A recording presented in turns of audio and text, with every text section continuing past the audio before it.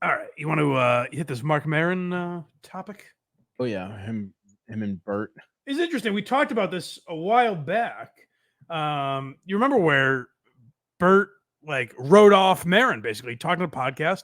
He said Joe Rogan alerted me to Marc Maron talking shit, and immediately we did believe it because Maron kind of hates that crew, or so it seems. Right. So Marc Maron was on Tiger Belly recently, and but you could tell there's a couple times where Maron wants to bring this up. I don't even know if Bobby Lee knew about it, but Maron a couple times was like, I kind of want to get this off my chest, it seemed like, because he sort of went out of his way to bring it up. But this is him addressing all the Bert Kreischer stuff. We also don't give Bobby Lee enough credit. He gets some of the best shit out of people. I think Bobby Lee's a good podcast. Like, people shit on him. I know his laugh is like kind of annoying and shit, but like I think he's a good podcaster. I enjoy him on podcast. Here it is. Here. I just remember Bert got mad at me, and it was like it made me very upset. Is he because it got out of hand? Huh? Still mad? Well, it wasn't about a real thing. Like, I was on an Instagram live, just doing a thing, and I was rambling on, like I do. And I was talking about Netflix. And basically what I said was that Netflix has created this cash grab culture where a certain echelon of comics can just do, pop-up shows shit-faced and make He is 100%. I remember the video. He's 100% accurately remembering it. Like, he's not exaggerating or taking anything out of, like, he's perfectly describing what he said. And I wasn't talking about Bert. Right. Do you know who I was talking about? Andrew. No. Who? Chappelle. So Dave Chappelle. Yeah. And it's not an unknown thing. Yeah. He does a pop-up It was unknown show. to me, but yeah. But I decided just to be diplomatic and not mention names. Yeah, and then somebody on fucking Instagram was like, talking about Kreischer. Oh, that's how it started. And then and you know the reason you 100% believe Maron too is because, good for him, he had the balls to just be like, no, I was shitting on Dave Chappelle. Yeah, you know what I mean? He didn't make. He's like, all right, this got taken out of context. I didn't want to name the guy, but now it's gone too far. People are thinking I'm shitting on Bert. It was Chappelle. I think he's a drunk, cocky asshole. And it was also right when he was doing the Call Out Sick to Work tour. Right. So it just seems accurate. It did line up, but then this is what I think you do if you're caught talking shit about. So you got to name the name. Right. You can't be like, no, I was actually talking about someone else, because then it kind of looks like you're lying. But I'll always trust you if you go, no, I was shitting on Dave Chappelle. I'm like, okay, I buy it. some traction in that world. I don't even know any of this is going on. Yeah. And I didn't, on TikTok. yeah, you saw it?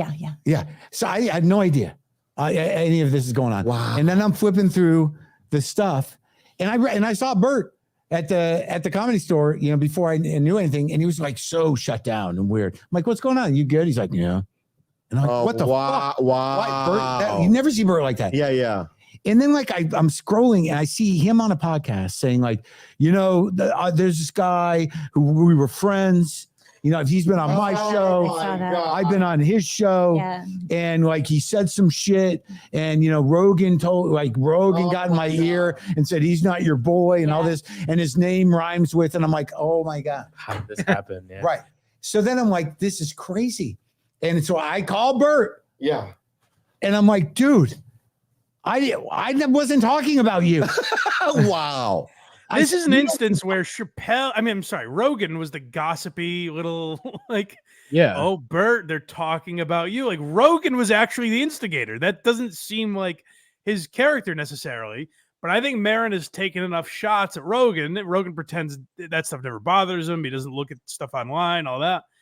It definitely does bother him because Rogan went out of his way to try to turn Bert against Maron. And I bet Rogan went out of his way to call Bert and be like, why the fuck are you using my name? Right. Yeah. So it's interesting when you hear Maron in this context, because this Maron I like. The Maron I hate is when he's morose and somber and talking on his live stream about a cash grab culture. Like, it seems much more like when he's talking like this, it seems like, Maron's just shitting on stuff. Right. You know what I mean? Like, that's Maron. He's an old curmudgeon. when he's on those live streams, and I think what it is I can like now that I'm diagnosing it through this lens of Maron talking openly about it not being Bert, it was Chappelle that he was shitting on. When you hear it in that context, you're more like, you know what? Maron is just like a dry drunk. He's at a tragic episode within the last few years. Like his fiance died. Mm-hmm. You know what I mean? Like, I think he just gets bored and goes on these bored and depressed and goes on these live streams and rants and isn't taking into account that he sounds like a bitter guy. He just thinks he's ball busting, but it doesn't always come off that way. Pop-up shows? Yeah. I was talking about Dave, and Bert's like, well, that tracks. I'm like, well, great. So now what do we do? Right. He made the whole thing. Yeah, he made a whole thing. And, it was, and ultimately it doesn't really matter. I don't live in that world.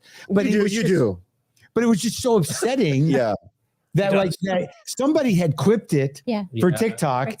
And then rehashtagged it. Mm-hmm. Wow. And Bert's like, well, I saw the tag. And I'm like, I didn't do that. Yeah. I'm gonna clip that and then hashtag it Bert Kreischer isn't funny. Yeah. That is, if Bert actually thought that's crazy. He does though. He fucking spirals, it seems. But it doesn't seem like Maron would go on TikTok and be like, guys, guess who I'm talking about? Guess what? And it is like Chappelle does deserve shit for that. Like the idea that you just get on, it's selfish to get on stage and drunkenly hold the audience hostage for 3 hours. Like I think Chappelle's one of the greatest ever, but there are definitely things he's done since he's gotten the title of one of the greatest ever that make you want to strip him of that. Where you're like, God damn it, is that annoying? When he calls himself the GOAT. Yeah, right. Shit like that is just obnoxious. So I get Maron shitting on it. What was always obnoxious was him doing it alone in a room. And I do think that is a big difference. Like just the energy that you're going to hear him talk about in a couple other clips where he's like, I think just the energy he has in this room with Bobby Lee is so much different than when he's just talking sort of, slowly and seems almost in a depressed fashion where he's just addressing it like that. And you're just like, Jesus, this guy is miserable. But next we have him talking about Matt Rife. He's very honest about Matt Rife. But again, this format makes him seem less bitter and just like a comic. Like he's funnier about it. So funny because there's a comic that I just talked to. He's kind of famous. And he just basically said, Marc Maron doesn't like me. And I go, do you know him? He's like, no, I could just tell. You know what I mean? Everyone thinks that about me. Who doesn't like, can't. Some people just lock in with me immediately. But I told the guy, you're reading it wrong. You're 100% reading it wrong. Because you think so? I go, yeah. So who's this comic? Matt Rife. Yeah, I don't like him. It's just a joke. Yeah, I don't know him. Yeah. I don't think I've ever met him. Yeah. And I have made comments like this is going to be a problem with me, going on into the future is that, because I'm of another generation, and because of my opinions of crowd work, in general as a crutch, I'm going to judge it differently. So like whether or not, it becomes like, ultimately it's a whole different game and anybody's success, however they do it. But like, I'm going to have this old timey kind of like, crowd work is something you should know how to do in case you have to. But to defend Matt in a sense though, but the crowd work stuff is what made him viral, right? No, I get it. But that isn't essentially what he does. He has jokes and he has an act. How are they? I think some of them are okay. Some of them. Yeah. You qualified that. Oh my! I mean, I haven't seen this whole set, but I'm just saying that. I mean, okay, I love what you're doing right now. Stop. See, this format for Maron talking shit is so much better. Like it makes him come off in a better light, where he can get those points out and be like, I don't really have a problem with Matt Rife, but also kind of I do, By the way, you can catch his new crowd work special on Netflix right now. You sure can. I haven't seen it yet. But yeah, like Maron in this light just seems like such a less bitter, angry guy than he does in those. Because remember, we played a few clips where I was like, is this guy all right? You know what I mean? Where it's like in this avenue seems much better for him. And it's like I've been talking about with solo podcasts. Like when you're just alone ranting, there's a psychosis to that. Right. Whereas if you just have another pair of ears to talk into, it makes you seem so much less crazy. Right.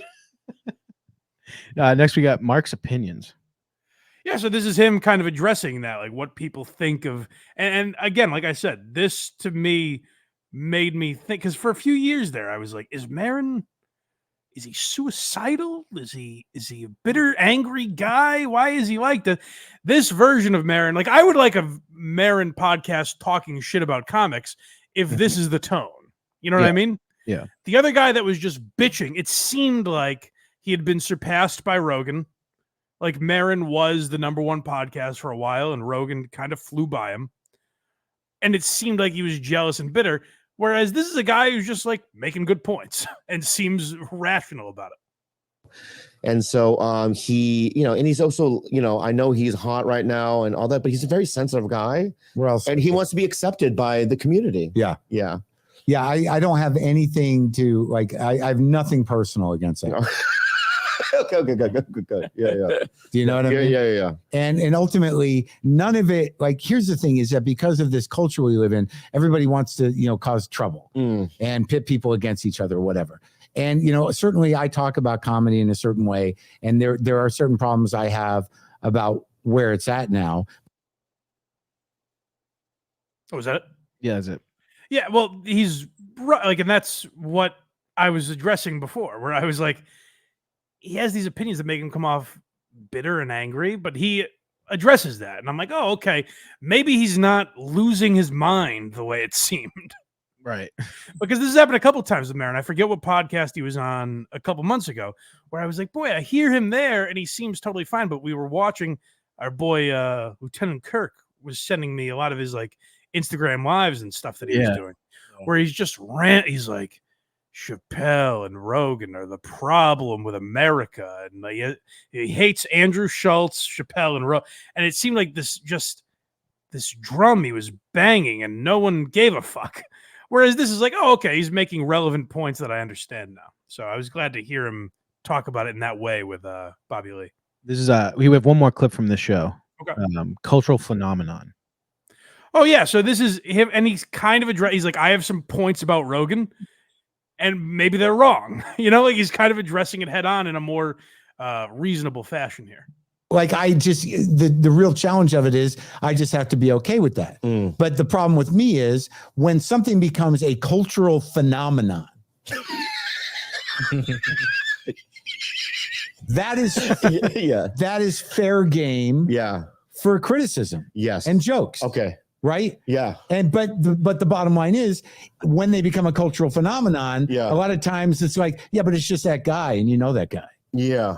So if you're going to criticize the cultural phenomenon, but a lot of it revolves around that guy, you still got to be able to shoulder the possibility that that guy's going to be pissed off. Right. Even though what you're saying has cultural relevance. Right. It still comes down to like, you're going to see him in the hallway. Yeah. And, you criticize what he represents. Right. And there's no way he's not going to take that personally. Right. I mean, that happened to me a million years ago with Adam Sandler. Yeah, and he tells a story, but he shit on Adam Sandler on Conan, and the bit he described was pretty funny, but like Sandler took it very personally, and that I get. Again, like what I said when we played these clips, we were like, Jesus Christ, Mark, you're still a good podcaster. Don't get so down on yourself, because it seemed like a thing where he was looking at Spotify paying Rogan all this money, and it seemed like pure jealousy. Yeah, but when he explains it in that light, you're like, oh, this I get. This is like, of course you should comment on Rogan, and if you don't agree with certain things, you can criticize him for it, all that. In this light, it seems like from much less of a place of bitterness and just like that guy has something that I want, Right. So that interview, and I skimmed through a lot of it, and it was pretty good. So check out Maron on Tiger Belly, because if you were annoyed by Maron like I was, this makes him come off in a better light, I thought. I want to see him on Rogan. It's never going to happen. I think Rogan would do it. I don't know. Maybe not. Yeah, after we heard that he's running to Bert and being like, you should hate this guy. That and his special is just universally hated, so Maron will have that in his holster if he wants to pull it out I don't. Well, here's the thing: is like, especially because of Why You Laughing, like the clips I've pulled from Maron's podcast. They're like he confronts guys. True, but he's not just a nasty. He's not going to walk in and go, "Boy, what a fucking hack special you put out." You know what I mean? Like he's not nasty in that way. Like he'll confront people, but he's not over the top with it. This isn't a super chat, but I feel like it's a good comment. Freeman Thomas too says, not a fan of Rife, but isn't crowd work comparable to freestyling? I think it should be respected.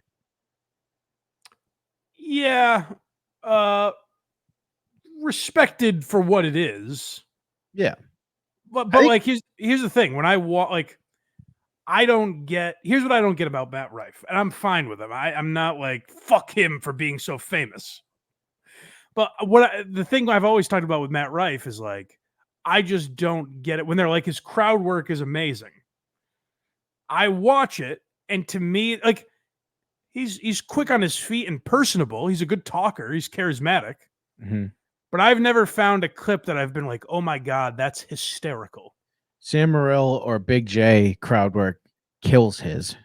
Yeah. Big J and Mark Norman put a lot of shit on Instagram that I find to be much better crowd work. Yeah. And again, maybe I'm biased, but like I find Joe List's purposely bad crowd work funnier than the stuff Matt Rife puts out for crowd work. You know what I mean?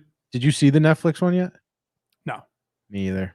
Oh, maybe it's great. Maybe we're missing out. But like Joe List, we'll go to people in the crowd and be like, what do you do for work? And the guy's like, I'm in insurance. And Joe List goes, nice. Clip it. Like to me, that's funnier than being like, you know, what is that? Your mom? Well, that's your girlfriend. What? Right. And it getting a massive pop, you know?